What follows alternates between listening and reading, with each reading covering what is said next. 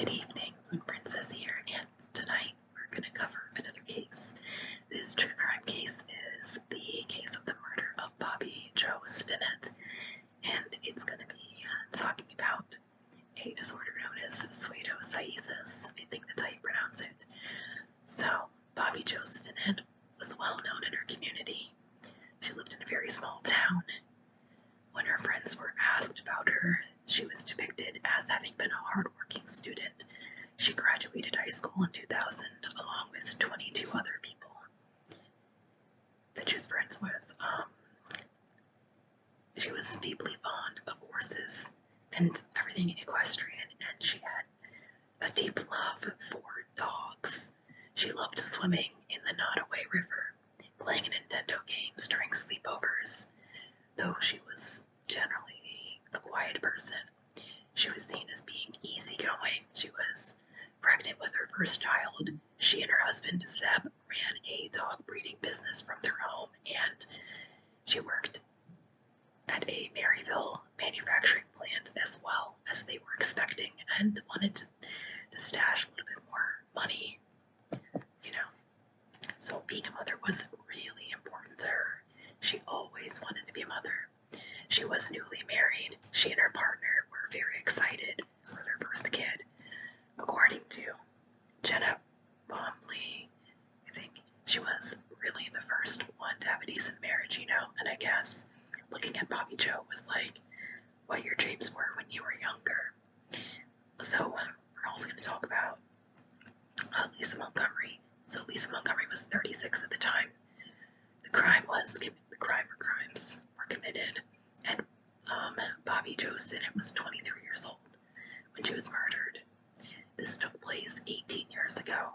The two met at a dog show in Abilene in 2004 through an online message board called Ratter Chatter for rat terrier dog lovers. This was under a false name that Lisa set up an appointment with Stinnett to meet with the dog, tracing Montgomery's email address, as the email came from her address. Again, under the pretense of buying a puppy. The alias she used was Darlene Fisher. So basically the idea was like, oh, both women are pregnant. So they had related stories. They could kind of relate to each other. So she drove 281.5 kilometers, so 175 miles from Kansas to Missouri for this puppy. She choked Bobbie with rope and cut out her child with a kitchen knife.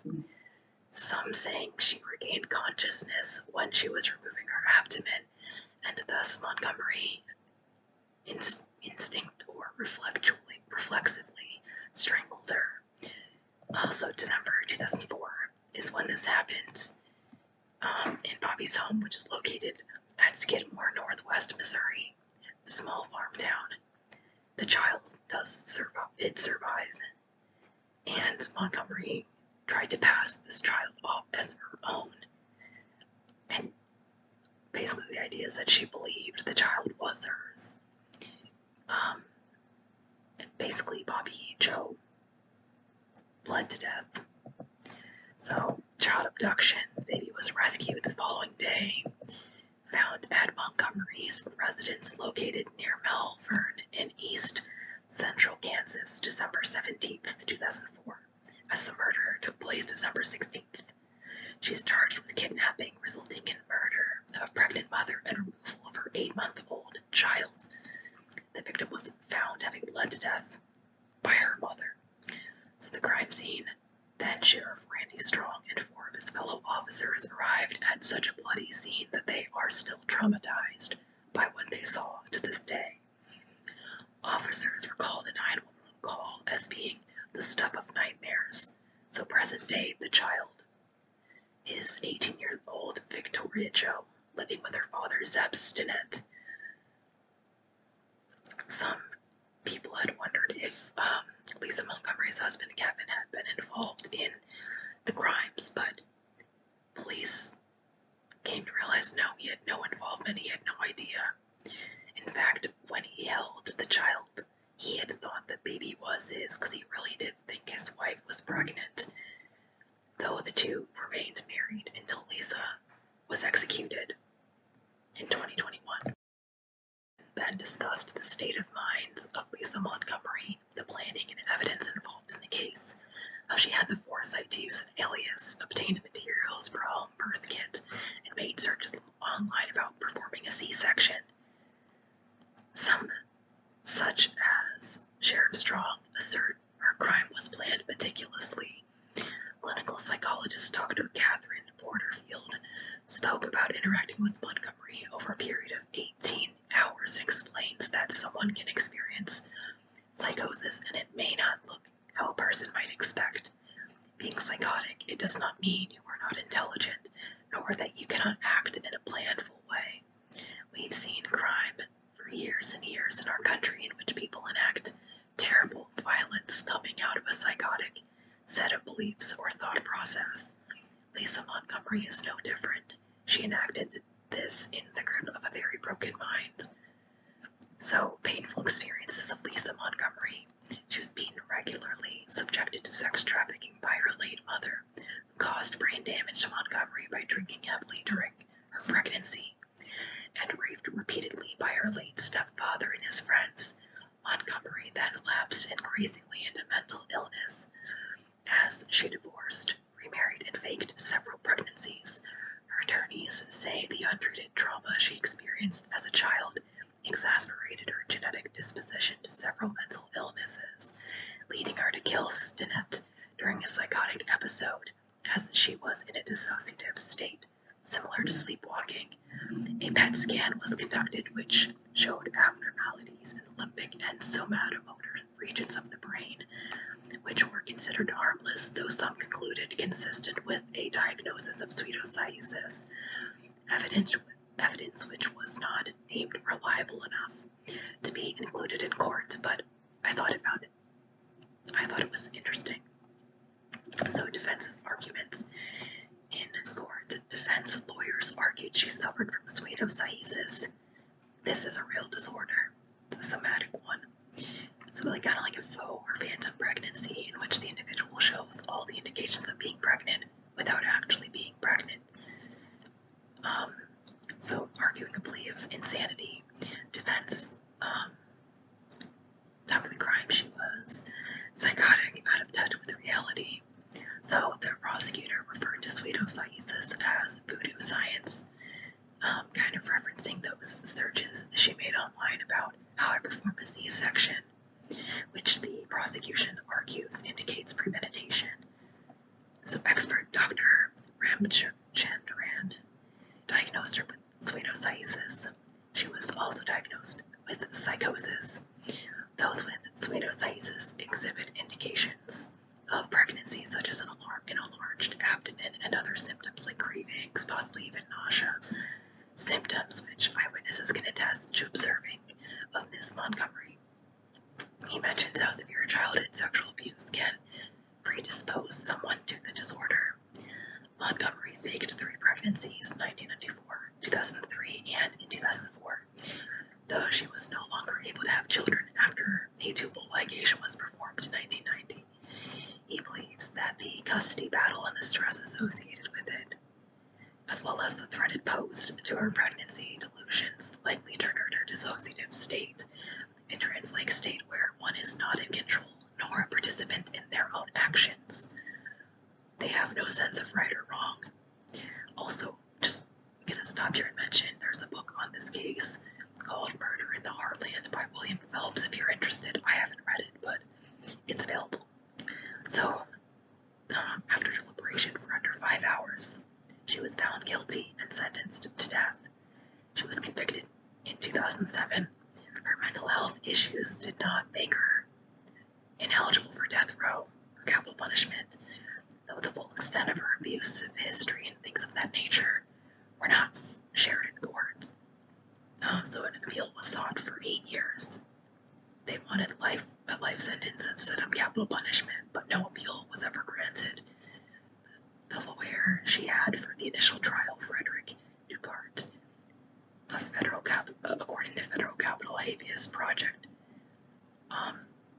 that apparently he had a reputation for being a trial lawyer who has had multiple clients executed on federal death row. Prior to the trial, he visited her cell a scant 3 times before putting together his defense. Her first words as a child, according to interviews with her mother, were, "Don't spank me, it hurts." Her father left when she was young, and her stepfather created a separate portion of the home in which he and his friends would gang rape her for years. When she was a teen, as well as urinate on her afterwards, she was forced into prostitution by her mother as a way to pay the bills, basically whoring herself out to the repairmen of their home. Lisa sustained traumatic brain injuries as a result of several beatings by family members. However, at present, her mother and stepfather have since passed on, never owning up to the abuse they heaped on her. At 18, she married her stepbrother Carl Bowman, who raped and abused her, at times even with objects like bottles, also recording videos of the abuse and degrading her. Though Lisa does have 4 children to him over a period of 5 years. She had her first child in January 87. He and her mother also forced her to go through a sterilization procedure in the 90s to prevent her from having any more children. They don't say why, though. It was also mentioned that one of Montgomery's brothers came across a home video where he sees her husband rape and beat her, describing it as violent, like a scene from a horror movie, that it made him feel sick, though he wasn't sure what he ought to do and didn't know if it would be right to talk to her about it, or even how to do so. At some point, Lisa and her brother, husband, divorce, and she marries Kevin Montgomery. Her claims to pregnancy begin despite no longer having the ability to become pregnant, having had that procedure following the birth of her 4th child. Some think she may have been concerned her ex-husband would prove she was not pregnant and use this as leverage to take full custody of their children. Court documents indicate emails threatening to expose her for lying about being pregnant. Bobbie was, though she was mentally ill. She had bipolar disorder, complex PTSD, dissociative disorder, psychosis, temporal lobe epilepsy. She had a traumatic brain injury. She was a victim of sex trafficking and abuse. Likely, these factors would have changed. These could have changed the court's ruling in her case, I strongly believe. So a year prior to her execution, the federal death penalty was reinstated by Donald Trump. Before Montgomery's execution, the last woman to be executed by the U.S. government was Bonnie Eddy, who died in a gas chamber in Missouri in 1953, according to the Death Penalty Information Center. Eddy was convicted of the kidnap and murder of a 6-year-old son of a Kansas City car dealer. Federal executions had been on pause for 17 years before it was resumed. Since receiving her execution date, she had been placed on suicide watch in an isolated cell. So, 52-year-old Lisa Montgomery was executed January 13th, 2021. She received a lethal injection at a prison in Terre Haute, Indiana, after a last-minute stay of execution was lifted by the U.S. Supreme Court, and she was pronounced dead at 1:31 a.m. So since 1900, Montgomery was the 3rd woman to be executed by the federal government, according to some of the sources I read. So lawyers assert she was incapable of understanding her sentencing, and the Associated Press described her as bewildered upon being brought out for execution. According to lawyers, she was experiencing dissociative episode due to stress of being in a new facility. Montgomery had a severe history of abuse, according to her cousin David Kidwell, senior deputy sheriff, who says that as a teen she had disclosed to him about being bound and raped by her stepfather and his friends, as well as beaten and peed on. This was according to an interview at a truck stop in Topeka, Kansas. According to Kidwell, regarding his court testimony, "It took me longer to take the oath than to give my testimony. I couldn't believe they didn't ask me any of these questions he thought they were going to ask, and he was ready to provide that testimony. Kidwell also mentions his deep regret for never speaking up about what was happening to Lisa. It was also asserted that Montgomery's mother, Judy, had said that Lisa tried to steal her husband. See, there's so much wrong with her mother. Montgomery shared that the worst part was my mom and how she had trafficked her. Quote from one of Montgomery's lawyers: Lisa was incredibly mentally ill. I represent a lot of people who are mentally ill, and she had a history that was particularly difficult to get at. The way her mental illness presents itself is difficult to detect until you do the investigation. You can sit down with somebody who is incredibly dissociative, but that doesn't mean they're not responsive, right? So Lisa would give a version of her life that sounded like she was just a really great mother. But I think you go look at it, you know this woman is completely out of touch with reality. Her follow-up lawyer for the appeal also accuses her lawyers from trial of providing ineffective assistance of counsel and for failure to uncover her scope of traumatic history. And, you know, she wasn't... Oh. Okay, so... Details of Montgomery's life according to her half-sister Diane Mattingly. The sisters lived together until Mattingly was 8 and Lisa was 4. And describes living there as a terrifying household where physical, psychological, and sexual abuse at the hands of Judy Shaughnessy, Montgomery's mother, and her boyfriends was routine. The girl's biological father left the home, and after a while, Mattingly was whisked away to foster care. Montgomery was left behind with her mother. One sister got taken out and got put into a loving home and was nurtured and had time to heal, says Mattingly. The other sister stayed in that situation, and it got worse and worse and worse, and then at the end, she was broken. Montgomery's mother was a heavy drinker, an alcoholic, since before Lisa was born. It is believed that her mother, Judy, continued her drinking the entire pregnancy and that Lisa was born with fetal alcohol syndrome. A number of experts have supported this diagnosis. Her mother was characterized as being evil, that she enjoyed the pain and torture of people around her. According to Lisa's sister, she got joy out of it. While her sister, Mattingly, was removed by social services, Montgomery remained and endured. Judy's second husband, Lisa's stepfather, was also an alcoholic, in addition to physically, emotionally, and sexually abusive towards her as early as her preteen years. Montgomery's family moved at least 12 times, though while they lived in their Sperry, Oklahoma trailer is where her sexual abuse from her stepfather really took off, becoming in its own way a method for torturing his stepdaughter Lisa. Interviews from her siblings detail how he built a shed on their trailer, which was used as a location for her sexual and physical abuse. She was gang raped by her stepdad and his friends and beaten severely. Her mother arranged additional sexual abuse, where she was forced to have sex with handymen, electricians, and plumbers as payment for work on the house. Lisa's cousin admitted to her lawyers that despite what she disclosed to him, he did nothing to help her, but dropped her back with her abusive family. This was not the only instance in which the abuse was brought to light and not intervened on. Adults in her life were informed it was happening but took no action to protect Lisa. Lisa's mother and stepdad, her second husband, eventually divorced, and during the proceedings the sexual abuse was indeed brought to light. While the presiding judge reprimanded Judy for failing to report it, he did not do anything upon learning about it. In the words of lawyer Kelly Henry, there were so many opportunities where people could have intervened and prevented this. Over time, all her experiences likely took a toll on her, and friends and family noticed how Montgomery would slip into a world of her own. Her children in particular found this disturbing.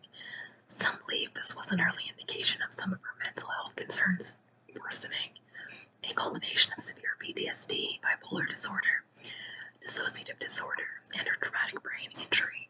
There was so much pressure on her at that point. According to Henry, she describes Montgomery's ex-husband as cruel and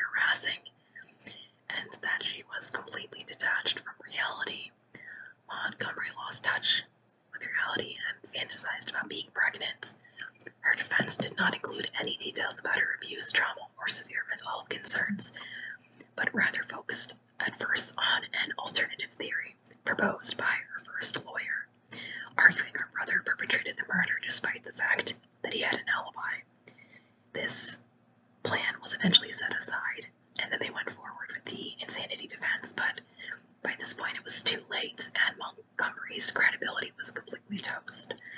So there you have it. That's the story of the murder of Bobbie Jo Stinnett and the life and execution of Lisa Montgomery.